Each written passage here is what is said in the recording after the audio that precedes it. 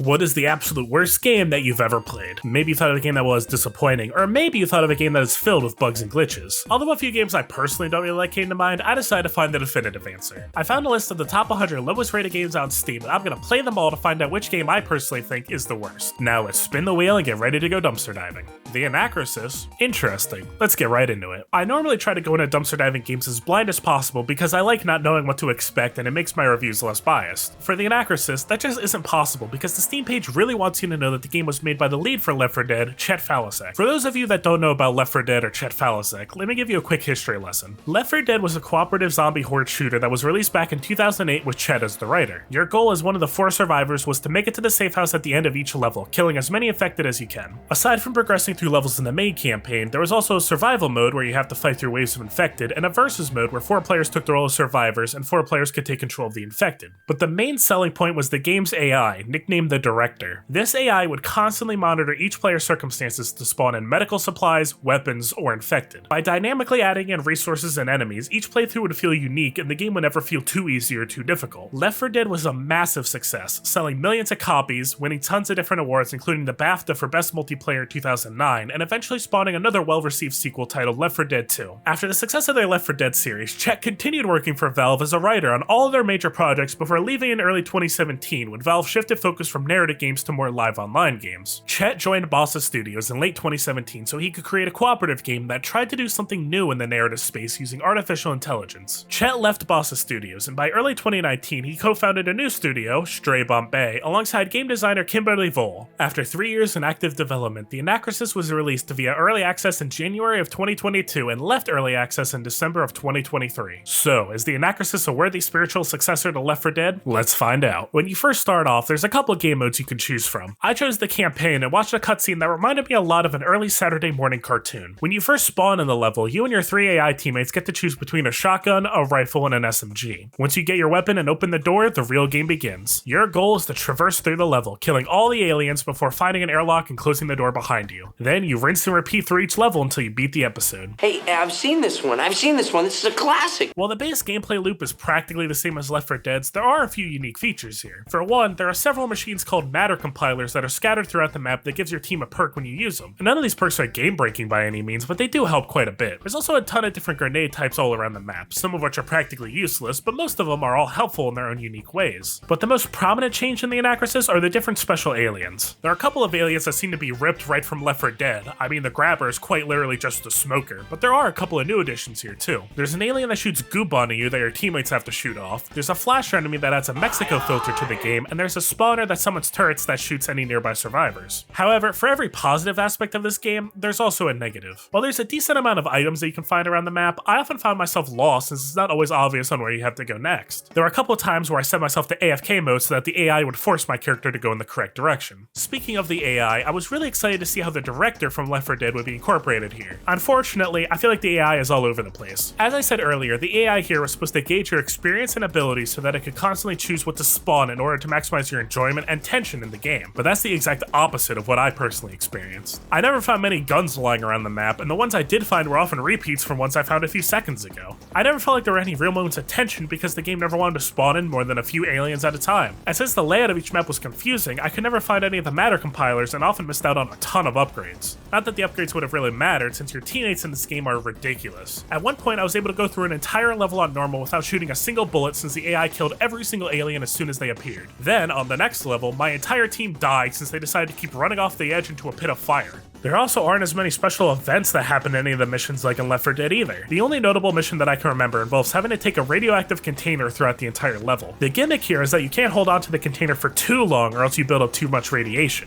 The issue is that your AI teammates are useless here, so I had to constantly throw and catch the container so I didn't have to take breaks every 5 seconds. There's also a ton of pretty obvious bugs, like how characters will constantly interrupt and talk over each other. Didn't you know they were making a statue of you that day? And that's what you wore?